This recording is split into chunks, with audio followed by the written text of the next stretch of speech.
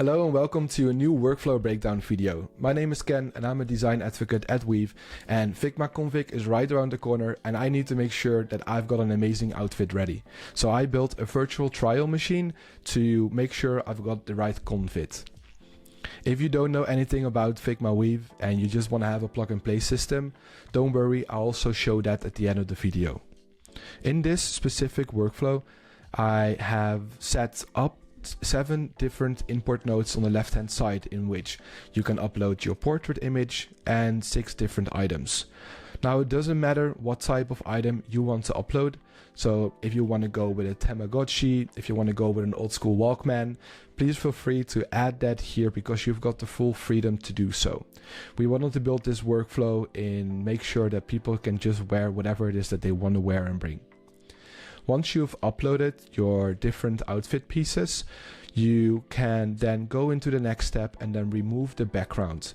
So we want to make sure that the AI image model at the end of the workflow doesn't get that extra noise of your living room, bedroom, whatever it may be. So once we've done that, and again, I've uploaded one single outfit, but if you've uploaded more outfit pieces, you can just mix and match whatever it is that you would like to do to create your entire outfit, as you can see here. It's good to note that if you have an outfit and you don't want to utilize all 6 items, feel free to just select the white box and it will keep it as an empty slot. So now that we have uploaded our items, our portrait, we have removed the background and we have mixed and matched and decided on the outfit that we would like to create. We are going to dive into the prompt structures. So when we're talking about prompting in Weave, we have the opportunity to basically add variables to our prompts. So when I go in here, I can see that I can add a variable and it will appear with a pink input slot. It's good to know that this is basically used for every single text input. So you can use a language learning model, a list item, a text iterator, but we can also basically use whatever it is that you will feel comfortable with a text item. In this case, I'm going to quickly showcase you this feature. So I'll pop down a list item. I'm going to fill it in the sidebar on the right hand side with 3 different items. So cat, a dog, and a giraffe. And then when I choose or make a selection in here, I can see it also reflects on the right hand side. Now what I tend to do with a very big prompt, and I want to keep everything clean and neat, is I will go to the display feature on the bottom right hand side of the prompt node and set the display mode to source. So I can see that whatever is here is coming from variable 1, but we don't have to display the entire content. So going back to our prompt structures, when I'm going into prompt 1, we can see here I've added 3 variables to this specific node. So we have got our roles, the identity, the garment. We can see here that we have got our pose. So I've got 4 prompts in total, which means 4 unique poses per prompt, or 4 unique poses in total. And then here we also have added our background, and I've added the background to every single individual prompt because the naming convention for every single look is going to be different. So we have 4 looks, so config look 1, 2, 3, and 4. When we are going into these variables, I have basically set them up in a way that they each have their own unique meaning and feature in this specific prompt. So the roles are basically talking about what all the reference images that we have connected to our AI image model are going to be for. So we're just contextualizing all the different inputs. So image 1 is going to be our portrait, and image 2 until 7 are going to be, of course, all our different items. And then image 8 is going to be the logo for Figma Config. Then we have an identity prompt. So we want to make sure that the portrait we're uploading and our face is also going to be the same in our output of this specific workflow.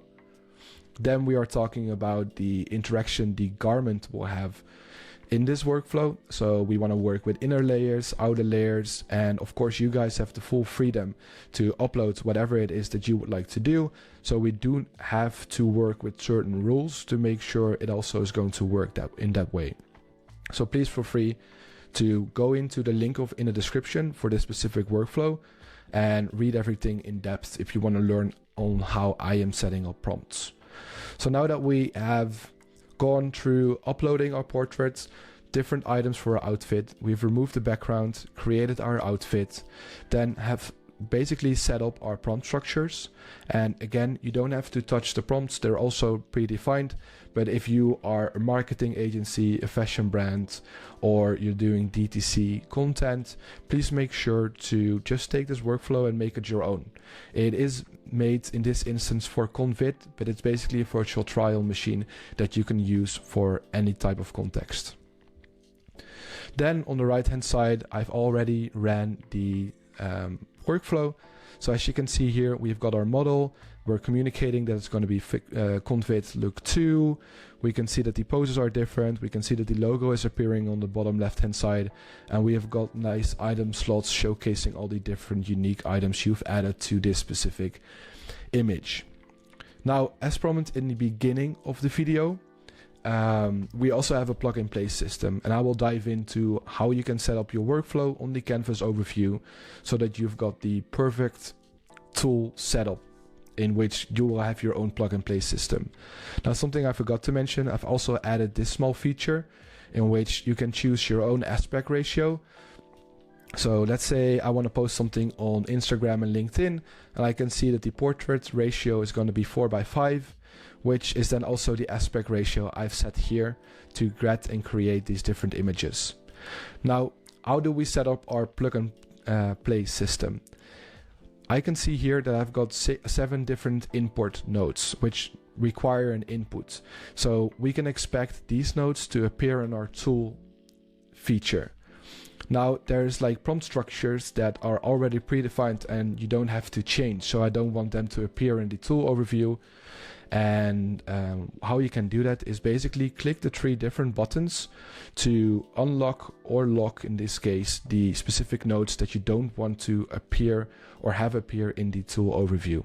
So I've locked all the different variable nodes, which will also ensure that the prompt nodes won't appear either in the tool overview. So when you add the output nodes and you connect the different outputs to it, at the top of your screen you can see 2 buttons, the canvas and the tool. So in this case we're going to the tool, and we are prompted with a nice dashboard that allows us to upload a portrait of ourselves. So in this case I also ran it for myself. I've added 6 different items, and those items and the portrait, when I click on the run button at the bottom left, will create all the different types of images for us. Now at the top left again, you can also see I've added the aspect ratio, so you can change the aspect ratio from here as well. So again, everything is going to be linked in the description down below. Make sure to like the video, leave a comment, and make sure to tag the hashtag Convid on social media so you can share your own Convid. And I hope you have an amazing day.